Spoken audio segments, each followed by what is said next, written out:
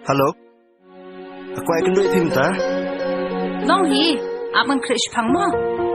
Oke. एक बार हम